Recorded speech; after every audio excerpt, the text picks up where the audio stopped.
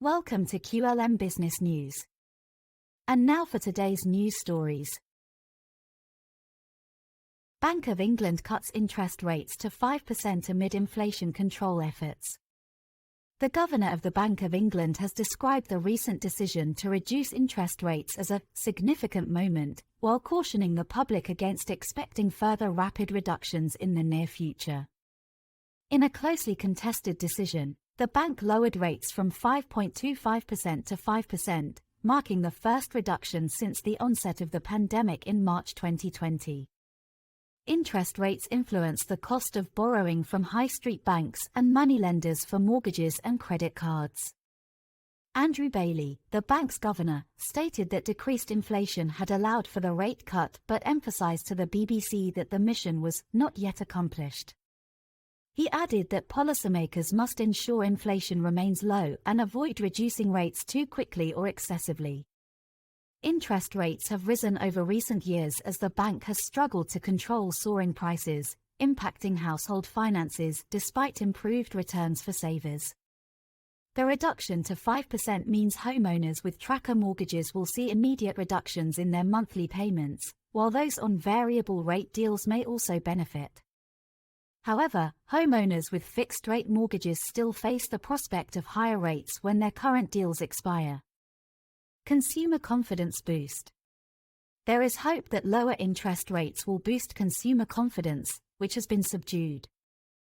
Rapoli Wog, co-owner of Tucker Tuck Street Food in Cardiff Market, said a rate cut would be beneficial as customers would have more disposable income.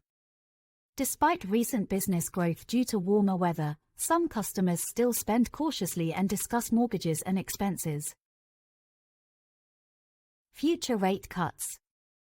When questioned if this rate cut was a one-and-done scenario, Mr. Bailey indicated that he had no fixed view on the future path of rates and that the bank would decide on a meeting-to-meeting basis.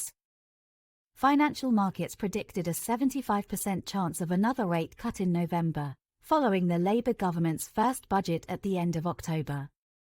The decision by the bank's 9-member committee was finely balanced, with 5 members, including Mr. Bailey, voting for the cut. The bank's chief economist, Hugh Pill, who was among the 4 who voted to maintain the rates, stressed the importance of monetary policy in controlling the cost of living and suggested other instruments could be more effectively targeted to help those in need.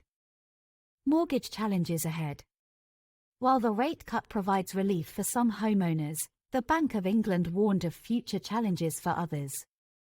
Approximately a third of people with fixed-rate mortgages are still paying less than 3%, having secured deals when rates were much lower. These home loans are expected to expire before the end of 2026, meaning that effective interest rates will likely rise further over that period.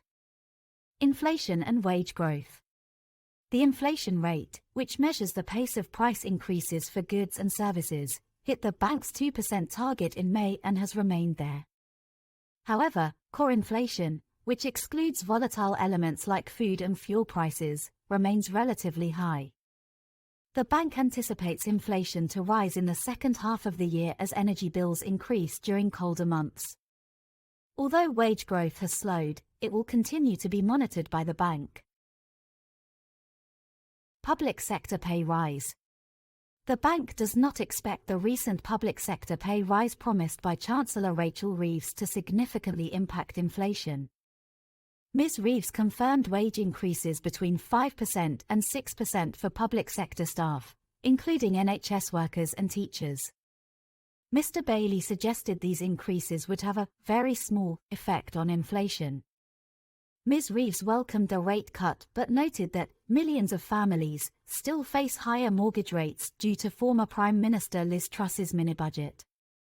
She stated that the government is making difficult decisions to fix the economy after years of low growth.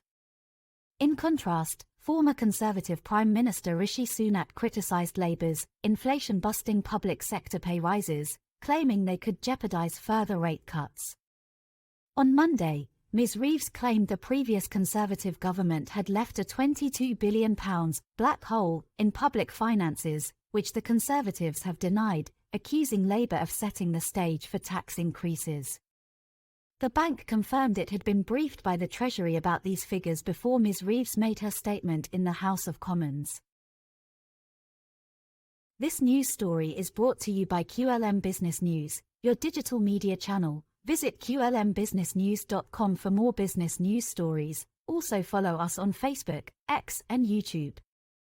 To help QLM Business News bring you more news stories like this, please like, share and subscribe.